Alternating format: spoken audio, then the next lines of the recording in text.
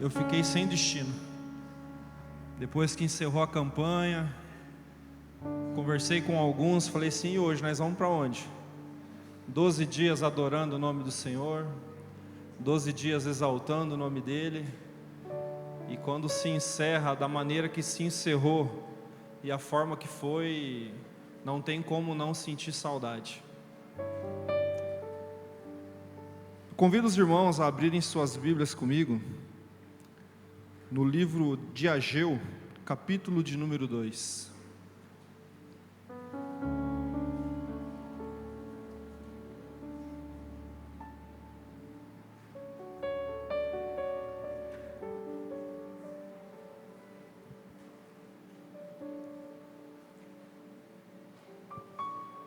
Aleluias.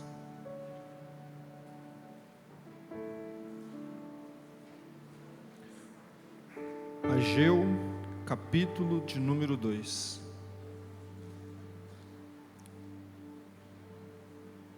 Versículo de número 3 diz assim: quem há entre vós que, tendo ficado, viu esta casa na primeira glória? E como vedes agora, não é esta como nada diante dos vossos olhos, comparada com aquela?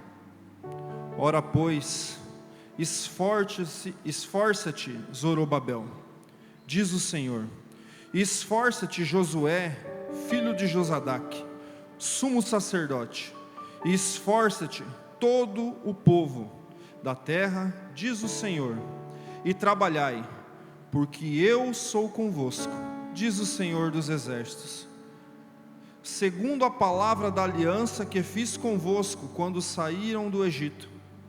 O meu espírito permanece no meio de vós, não temais, porque assim diz o Senhor dos exércitos, ainda uma vez, daqui a pouco, farei tremer os céus e a terra, o mar e a terra seca, farei tremer todas as nações e virão coisas preciosas de todas as nações. Então encherei esta casa de glória, diz o Senhor dos exércitos. Minha é a prata e meu é o ouro, diz o Senhor dos exércitos. A glória desta última casa será maior que a da primeira, diz o Senhor dos exércitos. E neste lugar darei paz, diz o Senhor dos exércitos. Tome seu assento.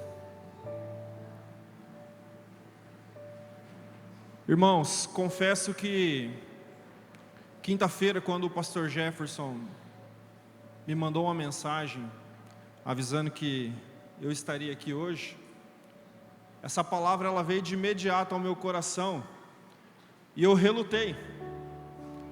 Eu relutei porque é uma palavra muito poderosa, é uma palavra que necessita de um discernimento muito pontual sobre ela. E eu comecei a orar ao Senhor, eu comecei a buscar Ele. E confesso que hoje, quando eu cheguei no culto, por um acaso, Nenê, o primeiro louvor que você louvou, eu estava ouvindo no carro. Comentei com a minha esposa. E quando eu comecei a ouvir aquele louvor, o Senhor começou a ministrar no meu coração. E muitas coisas que eu escrevi aqui mudaram quando eu comecei a ouvir o louvor e entender ele sobre aquilo que nós acabamos de ler. Para que nós possamos entender o livro de Ageu, capítulo de número 2, nós precisamos regressar um pouquinho na história bíblica. Quando Deus ele chega a Abraão e diz para Abraão: sai da tua terra, do meio da sua parentela, e vá para uma terra que eu te mostrarei. A Bíblia diz que Abraão prontamente ouve ao Senhor. Então nós ouvimos hoje aqui a palavra do pastor Walter sobre a oferta. E quando Abraão ele obedece ao Senhor em todas as coisas, o Senhor fala para ele que dará a ele uma nação, dará a ele um povo que será incontável. Mas ao mesmo tempo Deus diz também a Abraão: vocês herdarão a terra prometida. Só que este povo ele perecerá em uma terra estranha. E quando nós olhamos o livro de Êxodo, nós vemos o povo de Israel sendo escravo, o povo de Israel sendo torturado pelo Egito, o povo de Israel sendo massacrado por Faraó. Então a Bíblia vai nos dizer que uma parte do povo começa a levantar um clamor, começa a implorar ao Senhor por um libertador para que eles possam sair dali. Então Deus, ele aparece a Moisés dizendo: Moisés, eu sou o Deus de Abraão, eu sou o Deus de Isaac e eu sou o Deus de Israel. O meu povo tem sofrido, o meu povo tem sido massacrado, mas eu escutei o clamor do meu povo. E assim como o Nenê falou hoje aqui, isso foi mais uma resposta daquilo que Deus colocou aos nossos corações. Deus, ele diz a Moisés: eu serei contigo, serei um braço forte, serei uma mão pesada contra os inimigos de Israel. Então ordena ao povo que marche. E a Bíblia vai nos dizer então que após a morte de Moisés, a Bíblia vai nos dizer que Josué, ele assume o comando do povo. Ele assume e ele chega à terra prometida. Ele conquista juntamente com o povo, através daquilo que o Senhor propôs ao seu coração. Eles conquistam a terra prometida, eles enfrentam os gigantes, eles enfrentam as nações que ali moravam, eles enfrentam todas as atribulações. Então Josué, ele divide as tribos, ele divide o povo, cada um com sua terra, cada um com a sua demarcação, e eles começam a habitar ali. Mas a Bíblia vai nos dizer que após isso, por 480 anos, o povo de Israel, ele passou por juízes comandando.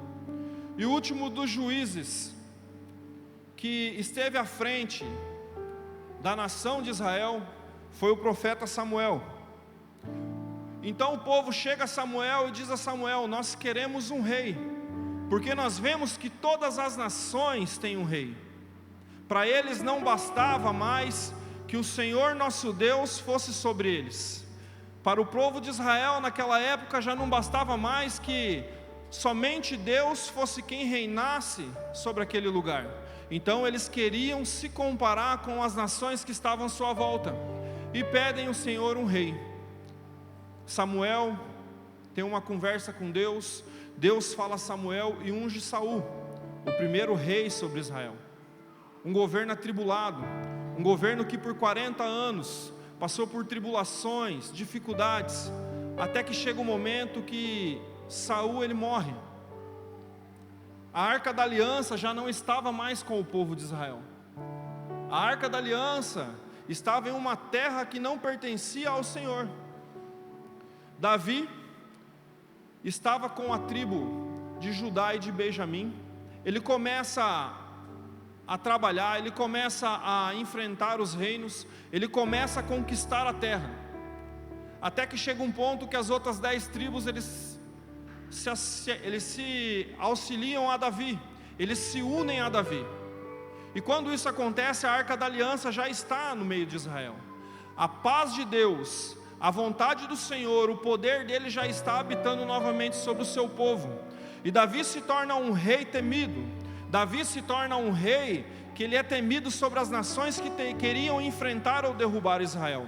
Davi, ele era um homem estrategista. Davi, ele era um general de guerra. Davi não somente era um homem segundo o coração de Deus, mas Davi era um homem que não temia o inimigo contra aqueles que enfrentavam o seu povo.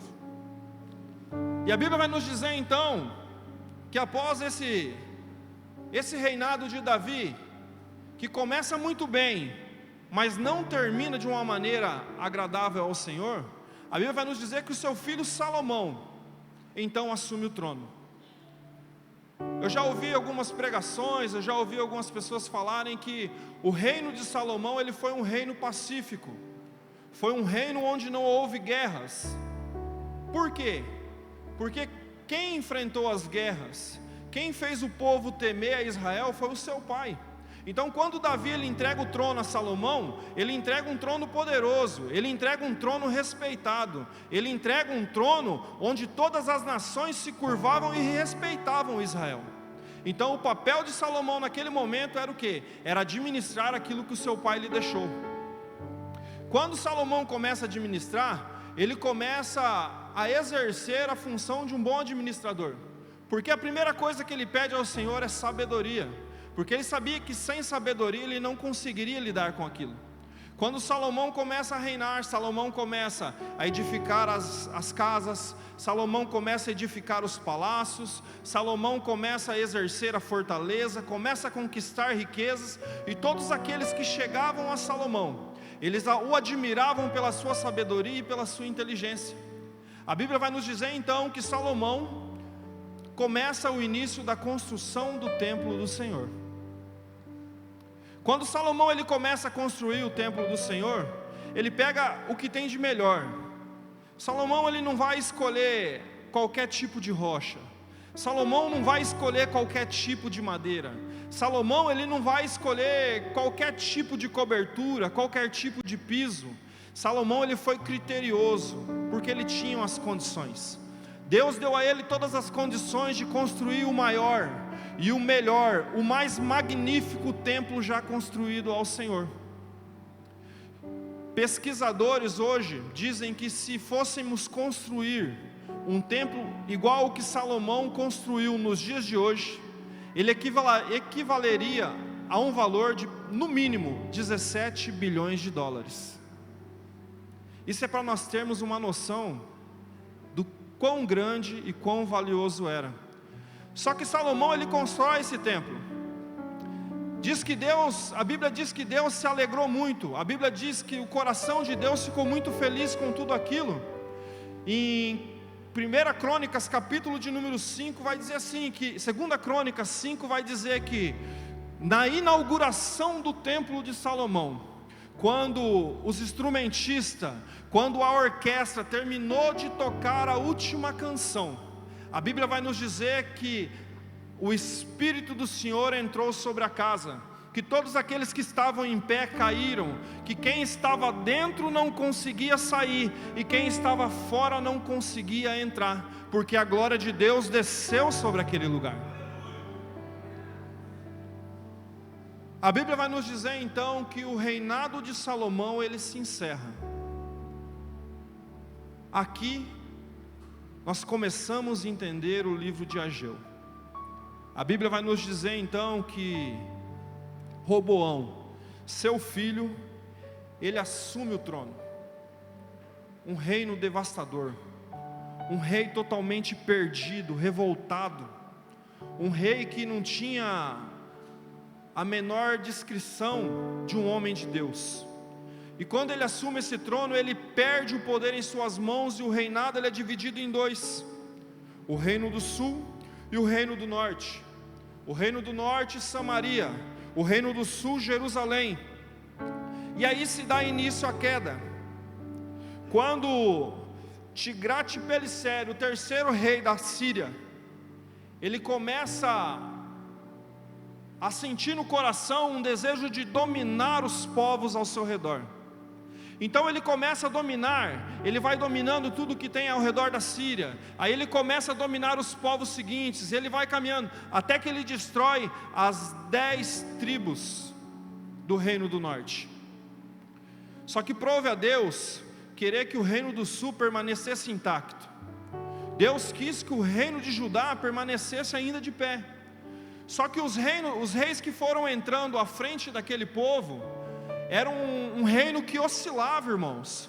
Era um reino que hoje o rei que assumia agora era um rei que levantava altares ao Senhor, colocava o povo em concordância, colocava o povo para andar na direção do Senhor.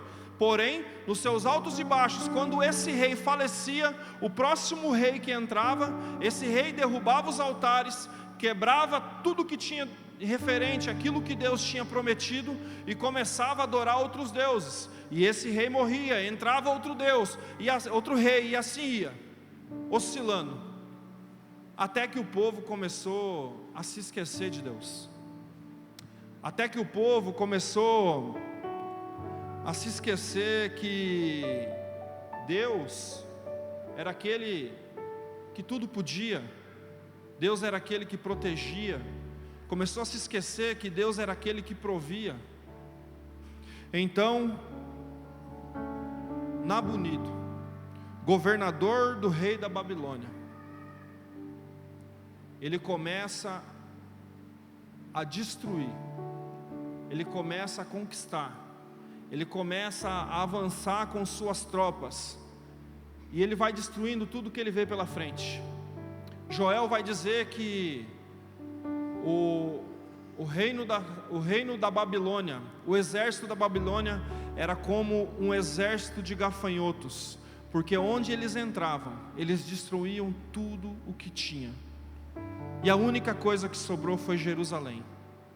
Nabucodonosor, príncipe da Babilônia, chefe da guarda da Babilônia, guerreiro, esse homem tem no coração o desejo de possuir Jerusalém.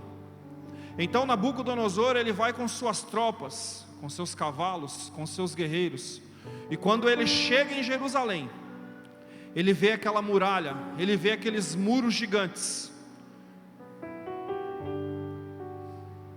ele fica aproximadamente com sua guarda ao redor de Jerusalém por 14 meses, secando os poços, proibida a entrada de alimentos, fazendo o povo de Jerusalém passar fome, passar sede, até que eles conseguem entrar. Quando eles entram, eles derrubam as muralhas, eles derrubam os muros, eles quebram tudo.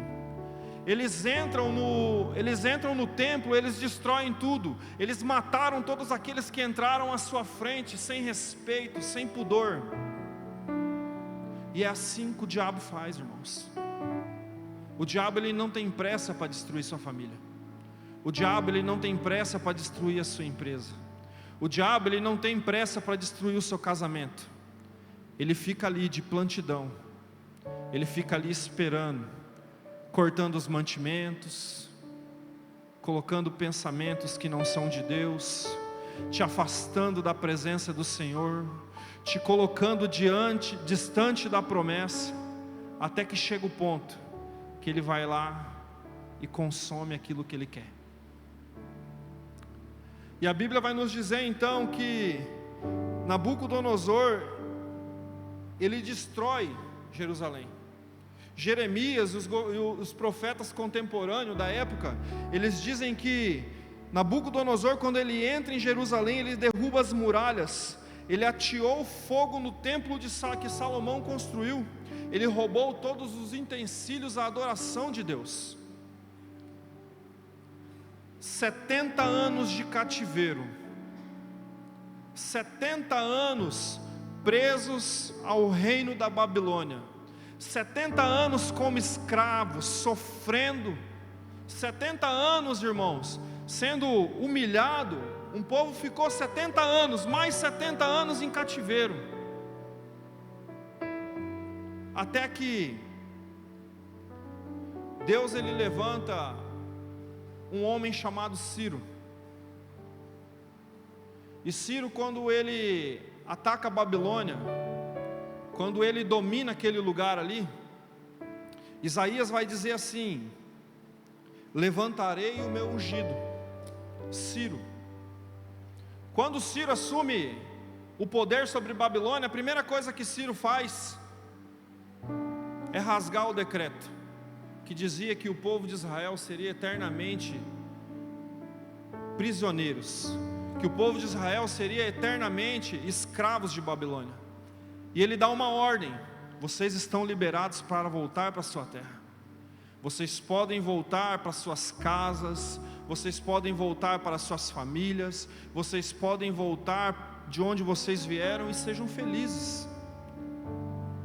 A Bíblia vai nos dizer que quando chega ao ouvido de Neemias essa notícia, Neemias tem um encontro com seu primo, que estava voltando de Jerusalém.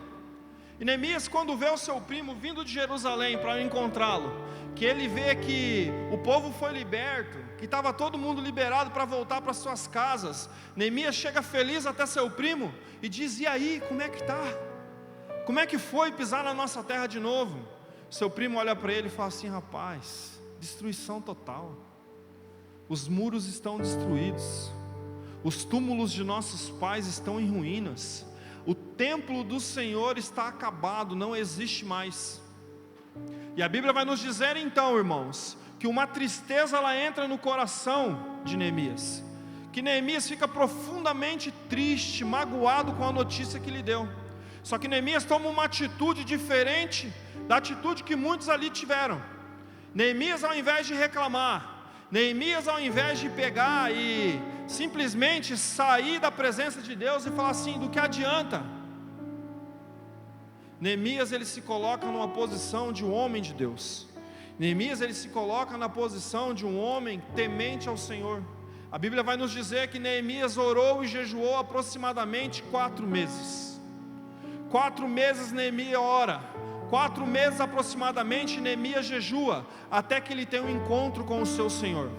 E quando o seu Senhor, ele olha para ele e diz assim: Neemias, por que você está assim? Tão abatido, tão triste? Ele olha para o seu rei e diz assim: Rei Assuero, como eu posso estar feliz? Como eu posso estar com meu semblante alegre, quando a minha terra está sem os seus muros? Quando a terra dos meus pais estão com os muros derrubados, quando o túmulo dos meus pais estão destruído, e quando o templo do meu Senhor está em ruínas. Prontamente o seu Senhor olha para Neemias e diz: o que eu posso fazer por você? Esse é o poder da oração, irmãos. Esse é o poder de quem ora, jejua e entrega na mão de quem pode resolver as coisas. A Bíblia vai nos dizer então que Neemias, ele olha para o seu Senhor e diz assim a ele: não precisa ter nenhum gasto, só deixe que eu vá e levante os muros. E assim ele fez. E quando Neemias levanta os muros, a Bíblia vai nos dizer que Neemias ficou responsável pelos muros. A Bíblia vai nos dizer que Esdras ele restabelece o culto. As pessoas começam mesmo em cima da dificuldade, eles começam a ter as suas vidas. Só que por um momento há um rumor de guerra próximo, e as pessoas param de trabalhar na casa do Senhor. E eles vão novamente deixando Babilônia entrar no seu coração. E é nesse momento, irmãos, que o profeta Ageu ele entra. É nesse momento que Deus levanta o profeta Ageu para falar com o seu povo. Nesse momento onde as pessoas se preocupavam em construir casas bonitas, com lindos jardins, eles pararam de se preocupar com o Senhor. Aí entra o que eu acabei de dizer no começo, quando a canção falou comigo, que diz: do que adianta eu juntar todos os tesouros? Do que adianta eu ganhar o mundo inteiro se eu me perder de Ti, Senhor? E era o que eles estavam fazendo. A Bíblia vai nos dizer que eles constroem casas luxuosas, que eles constroem casas bonitas, casas com pedras maravilhosas. Então o Senhor diz a Ageu: todos se preocuparam em construir lindas casas, enquanto eu não tenho um templo para habitar. Todos se preocuparam em ganhar dinheiro, todos se preocuparam em adquirir tesouros, enquanto eu não estou habitando em lugar nenhum. Todos se preocuparam somente com o trabalho, somente com o cotidiano do dia a dia, em levantar cedo e trabalhar sem hora para voltar, e nem sequer faz uma oração de agradecimento para dizer obrigado, Senhor, por este dia. Nem sequer faz uma oração de agradecimento para dizer obrigado, Senhor, por eu poder abrir os meus olhos e contemplar tudo aquilo que o Senhor nos deu. Eu trago para os dias de hoje aquilo que Deus disse para aquele povo. enquanto vocês têm as suas casas luxuosas, enquanto vocês têm os seus quintais maravilhosos, enquanto vocês têm o conforto, eu não tenho casa para habitar. E a Bíblia nos diz então que o Senhor ele dá uma ordem a Ageu, diz ao povo para que suba na floresta, peguem madeiras e construam um templo. E eu imagino aqueles homens subindo, eu imagino aqueles homens derrubando as árvores, pastor Sérgio, eu imagino aqueles homens carregando a lenha, eu imagino aqueles homens construindo o templo, pouco a pouco, fazendo. Então a Bíblia vai nos dizer que o templo do Senhor, ele fica pronto. A Bíblia vai nos dizer que o templo ficou pronto. Mas havia alguns que conheceram o templo de Salomão. Havia alguns que olharam para eles e falaram assim: esse templo não se compara ao templo de Salomão. Esse templo, ele é de madeira, ele é rústico. No templo de Salomão, as paredes eram de rochas, as colunas eram de ouro, as pias eram de ouro. Aqui é tudo de madeira, tem frestas, se chover molha tudo dentro.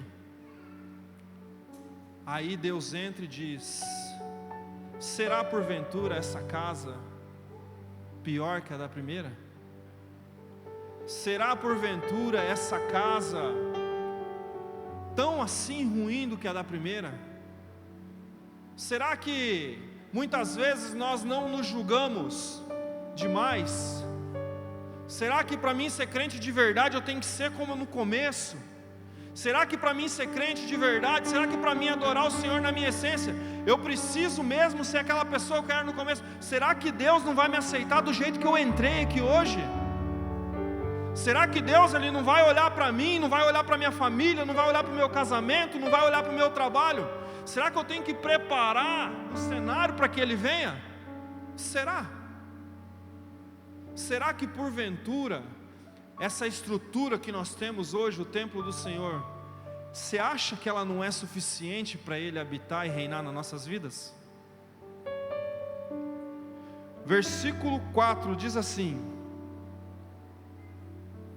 ora pois, esforça-te, Zorobabel, diz o Senhor, esforça-te, Josué, filho de Josadaque, sumo sacerdote, e esforça-te todo o povo da terra, diz o Senhor, trabalhai, porque eu sou convosco, diz o Senhor dos exércitos. Olha para a pessoa que está do seu lado, diz para ela assim: Ele é conosco. Convence ela, irmãos, Ele é conosco. Isso. Quando existe uma diferença entre ser e estar. Está, Ele está, saiu. Está, te acompanhou, saiu. Mas Jesus está dizendo para mim e para você nessa noite: eu sou convosco. É permanente, é para sempre. Não é em momentos importunos, não é somente na hora da alegria, não é somente na hora do desânimo, não é somente na hora que eu estou precisando, é para sempre.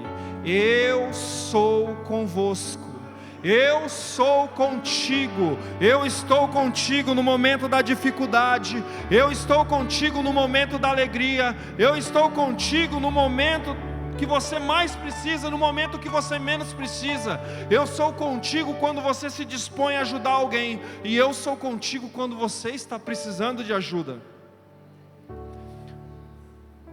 Mateus capítulo 18, número 20 diz: onde estiver um ou dois, eu estarei ali no meio.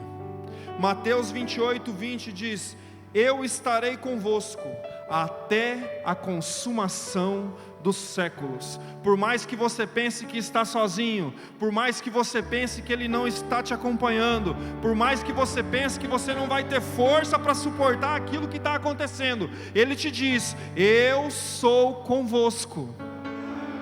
Você pode glorificar o nome de Deus por isso, irmãos?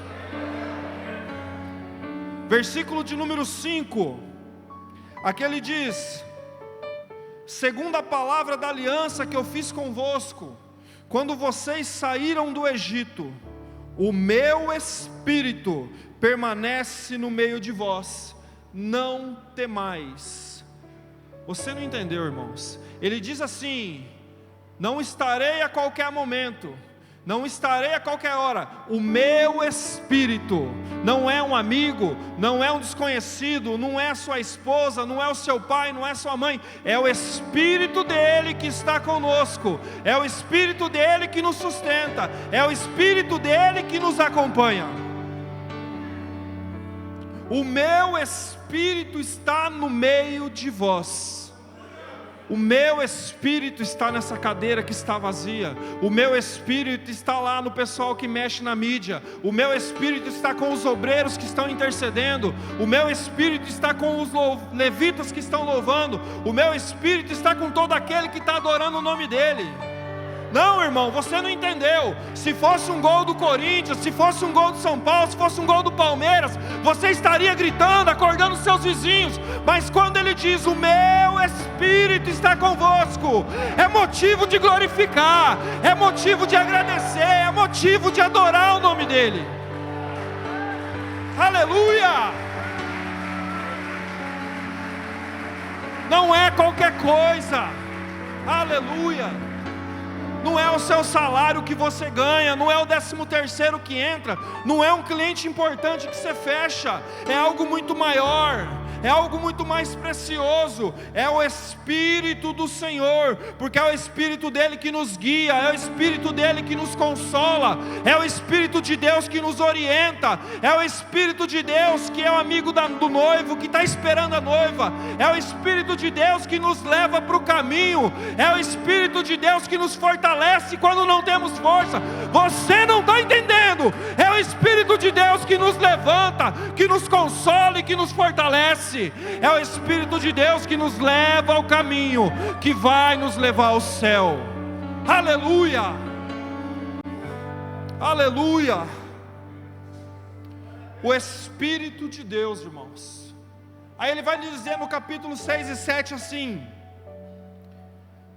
porque assim diz o Senhor dos Exércitos, ainda uma vez, daqui a pouco farei tremer os céus e a terra, o mar e a terra seca, farei tremer todas as nações, e virão coisas preciosas de todas as nações, e não em todas as nações, então encherei a casa do Senhor de glória, diz o Senhor dos Exércitos. Eu vou fazer coisas grandiosas. Eu vou fazer coisas grandiosas. Eu não posso acreditar que você vem para esse culto, você dobra os seus joelhos, você levanta um clamor de adoração ao Senhor, o culto se inicia, você entrega a sua adoração a Ele, você louva o nome dEle, você o honra com seus dízimos, com suas ofertas. No momento do louvor você se entrega a Ele, dizendo que Ele é único, que Ele é digno de tudo, e você fica quieto quando Ele diz que vai acontecer coisas grandiosas, que Ele fará coisas surpreendentemente na sua vida. É aquela oração que ninguém te ouve quando você está sozinho, é aquele momento que está só você e Deus de joelho, dizendo: Senhor, eu não tenho força, eu não tenho capacidade, eu não vou conseguir chegar, e Ele pega você pela mão e diz: vai, meu filho, porque eu farei sobre você coisas grandiosas. Eu farei sobre ti coisas grandiosas. Lucas capítulo de número 1, versículo 49 diz: porque Ele é poderoso para fazer coisas grandes em meu favor. Jó capítulo 5, versículo número 9: Ele faz coisas grandiosas e inacreditáveis e maravilhas sem número. Tá bom para você? Jeremias capítulo de número 32, versículo 17: ah, Senhor meu Deus, eis que fizeste os céus e a terra com teu grande poder, nada é difícil para ti. E quando Jeremias termina de dizer isso, ele em Jeremias 33:3 diz: clame a mim e responder-te-ei, anunciar-te-ei coisas grandes, inefáveis, coisas que ainda não sabem. Aleluia! Aleluia! Aleluia! Aleluia! És maravilhoso, Jesus. Aleluia!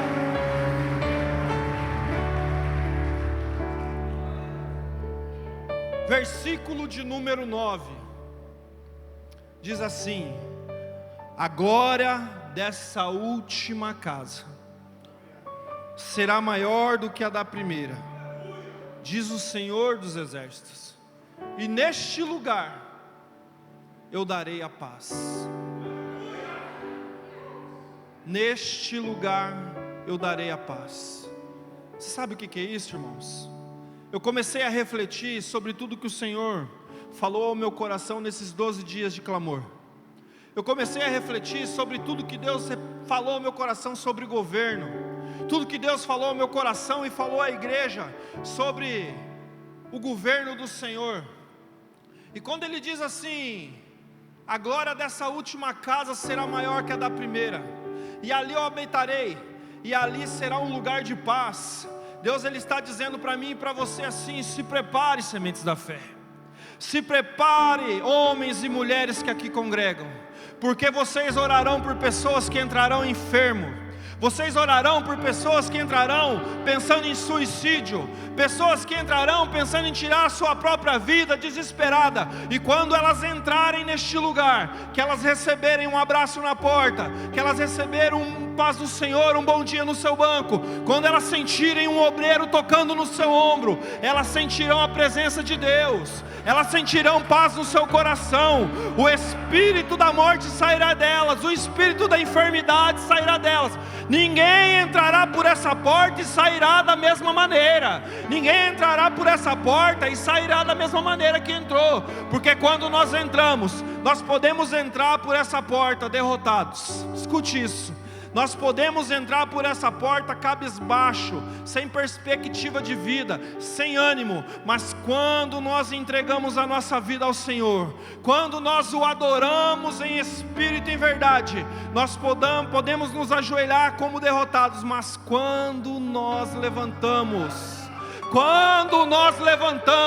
nós nos levantamos como guerreiros, nós nos levantamos como vencedores, nós nos levantamos com aquele que tem a mão amiga a seu favor, nós nos levantamos com aquele que não nos abandona, nós nos levantamos com aquele que o seu Espírito está conosco, e nós nos levantamos com aquele que faz coisas grandiosas. Aleluia!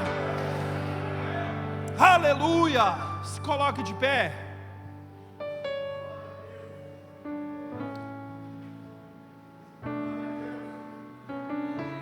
Aleluia! Eu não sei como você entrou aqui nessa noite, eu não tenho poder para isso, mas uma coisa eu sei, meu irmão: eu não vou sair daqui da mesma maneira.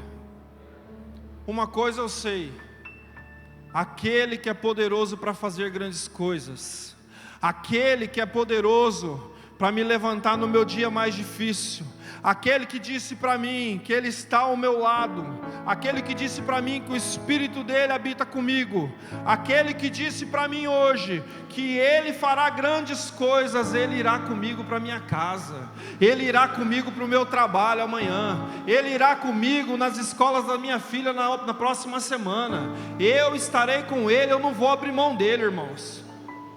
E a glória da segunda casa é maior que a da primeira. E esse é o templo que eu quero que você reflita. Coloque a mão no seu coração que eu quero dizer algo. 1 Coríntios, capítulo de número 6, versículo de número 19, diz assim: ou não sabeis que o vosso corpo é o templo do Espírito Santo, que habita em vós, o qual tem de partes com Deus, e que não sois mais vós os mesmos. Não tem como você sair daqui nessa noite da mesma maneira. Salomão construiu um templo onde a glória de Deus habitou e saiu.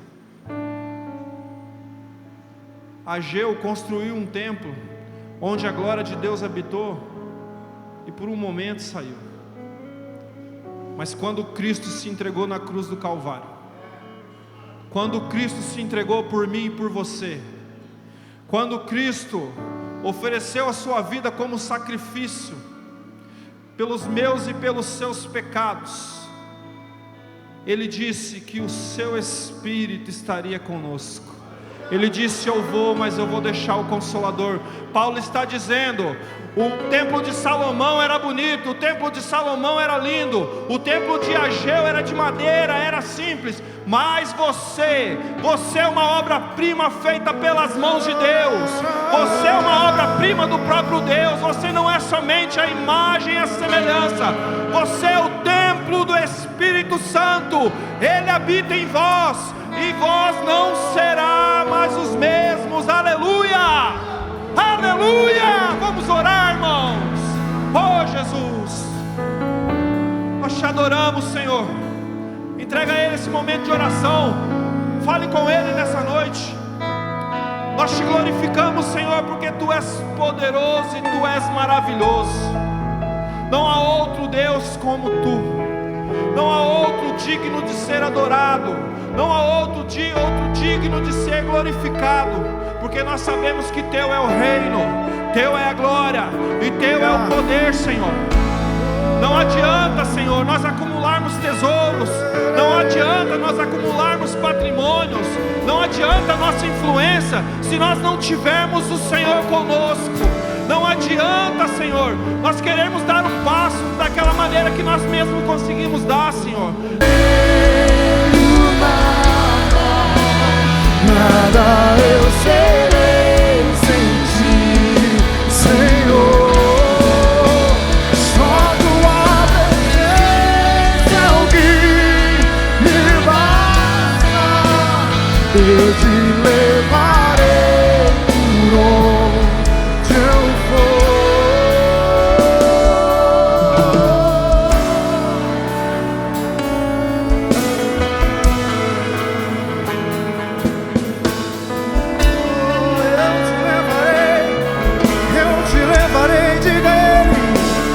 Tua presença é o que me basta. Quem sou eu sem Teu amor? Declare isso aí nessa noite. Tua presença é o que me basta. Diga: quem sou eu? Quem sou eu?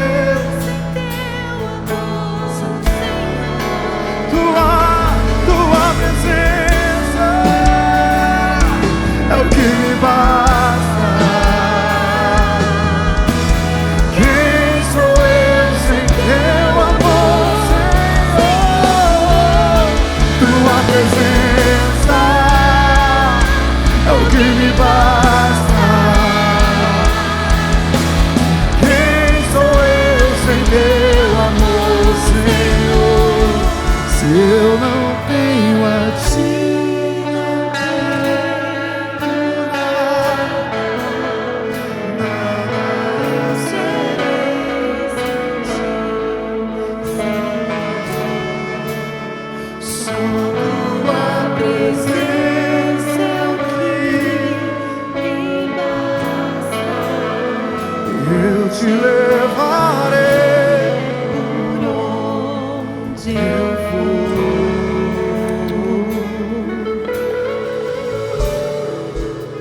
Aleluias, aleluia. Você entendeu essa palavra?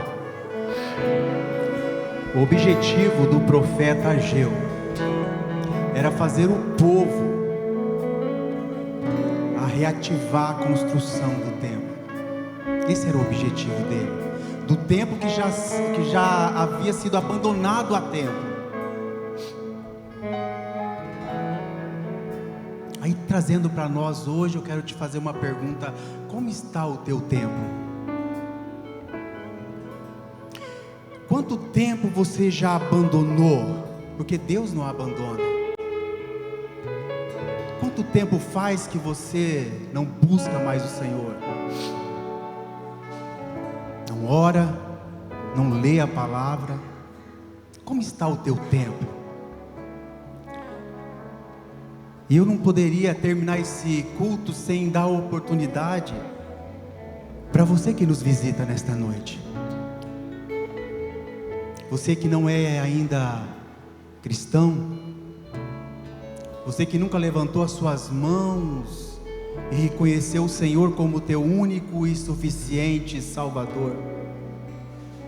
Eu queria perguntar se tem alguém entre nós que deseja desta noite aceitar o Senhor Jesus como único e suficiente Salvador. Alguém que abandonou o templo. E nós estamos aqui te incentivando a reativar esse templo. Mas para isso você precisa dar o primeiro passo. Você que, quem sabe, saiu da presença do Senhor. O Senhor está te chamando nesta noite. O Senhor está te chamando nesta noite. Andarabia cantarabia sai.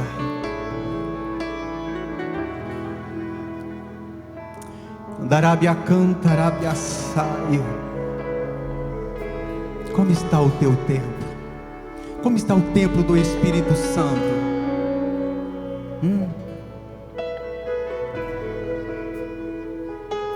Tem alguém? Se tiver, vem aqui que nós vamos orar por você. Senão nós vamos encerrar esse culto nesta noite. Alguém que está afastado dos caminhos do Senhor, se tiver nesta noite, glória a Deus. Darabia canta, arabia sai. Quem sou eu? Aleluia. Sem teu amor, Senhor. Aleluia. Tua presença. Tem mais alguém?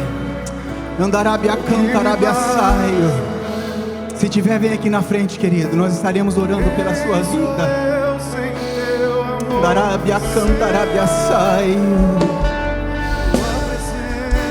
Arai, andece de cantarai. Eu queria orar pela irmã do Oséias, esqueci o nome dela. Vem aqui na frente, por favor. Andarai, anderebia saio. Darabia canta.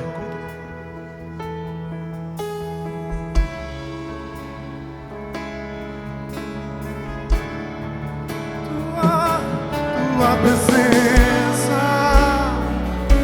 é o que me basta.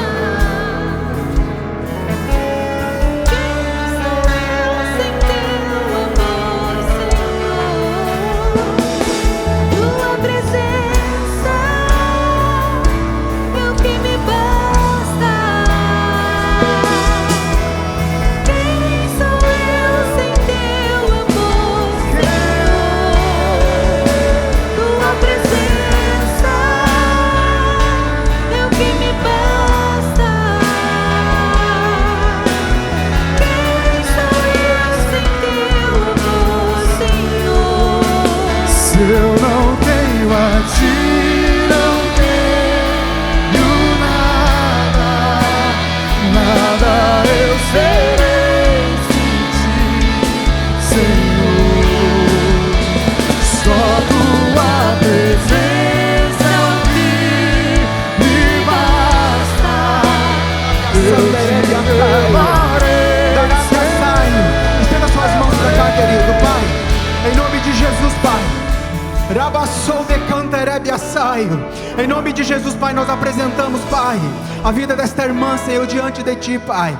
Senhor, toma a vida dela, Senhor, toma o coração dela, Pai. Toma, Senhor Jesus, a vida, Senhor, desta irmã, Senhor Jesus. Pai, como aquele povo, Senhor, foi reativado, Senhor, para a construção, Senhor, daquele templo, Pai, que estava abandonado, Senhor Jesus. Nós, Senhor Jesus, reativamos esta mulher, esta irmã, Senhor, a trabalhar nesse templo, Senhor, que é do Espírito Santo, que é teu, Senhor Jesus. Pai, dê força a ela, Pai. Dê força a tua filha, Pai. Reanima, reaviva, Senhor Jesus. em nome do Teu Filho amado Jesus, Pai. Nós clamamos, Senhor Jesus, Pai, toda a potestade do inferno, Senhor, tudo aquilo que o diabo projetou, planejou, Pai, contra a vida da Tua filha, em nome de Jesus, Pai, caia por terra nesta noite, Senhor, e o Senhor venha fazer, Senhor, a grande obra, Senhor, na vida dela, Pai, em nome de Jesus, Pai. Toma a Tua filha, Pai, em Tuas mãos, Senhor, Pai, como o Senhor diz, Pai, entra lá, Senhor Jesus, faz o que tem que fazer na vida dela e na casa dela, Senhor. O Senhor disse que às vezes, Senhor, para mexer dói, para colocar as coisas no lugar dói, para tirar outras do lugar dói, mas é o Senhor que está trabalhando, Pai. Se é o Senhor, Pai, sinta-se à vontade, faça mesmo, Pai, mas trabalha, Senhor, na vida e no coração daquele, Pai, em nome de Jesus, Pai. Nós abençoamos ela e abençoamos a casa dela, Pai. Senhor, muito obrigado por este culto, Senhor, obrigado pela Tua presença neste lugar, Senhor, obrigado, Espírito Santo, por ter falado, Senhor, através da Tua palavra, através dos louvores, Pai. Pai, muito obrigado, Senhor, nós Te louvamos, Pai, e Te agradecemos em nome de Jesus, em nome de Jesus, Pai, em nome de Jesus.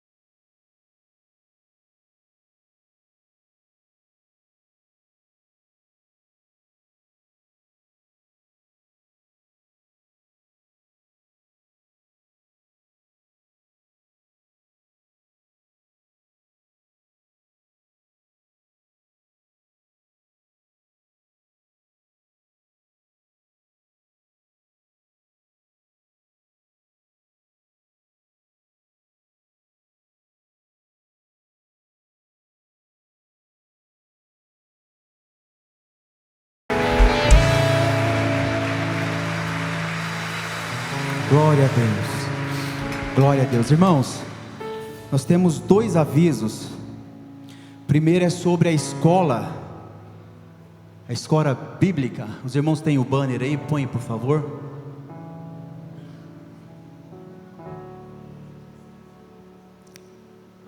As matrículas já estão abertas, tá? Para você que quer fazer.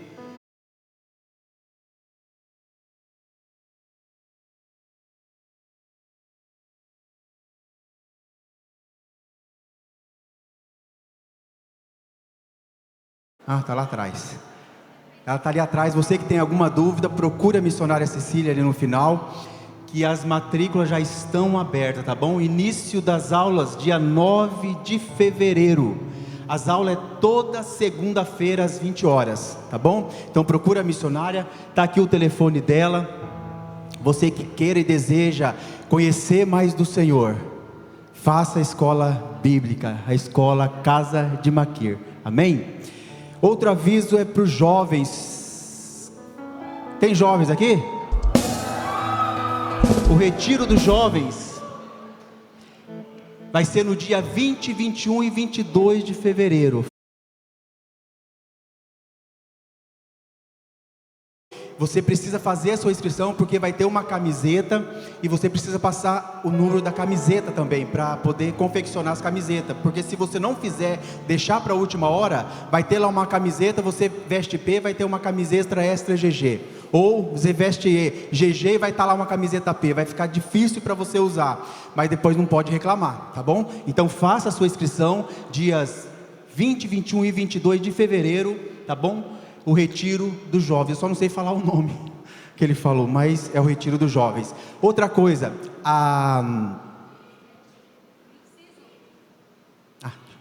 deixa pra lá. Outra coisa, os jovens também estão num desafio bíblico de 30 dias até o dia do retiro. Você que não entrou ainda nesse desafio de ler a Bíblia, os 30 dias, você vai procurar a Isa lá atrás, ó. ela vai estar com esse folheto, vai te passar e vai te explicar certinho. Então, os jovens, tá? Procura a Isa. Vocês que não entraram ainda no desafio bíblico, procura a Isa, que ela vai te passar uma pulseira, o folheto e te explicar certinho como funciona. Amém, querido? É isso? Ah, tem um vídeo. Solta o vídeo. Há tempo de ir, há tempo de esperar, há tempo de florescer e há tempo de frutificar. As estações mudam, os sentimentos mudam, as circunstâncias mudam, mas Deus não muda. No outono, Ele ensina a soltar. No inverno, Ele trabalha em silêncio. Na primavera, Ele restaura o que parecia morto. E no verão, Ele revela o fruto do processo. O mesmo Deus que te chamou é o Deus que te sustenta na espera. É o Deus que te cura no processo. E é o Deus que te faz frutificar no tempo certo.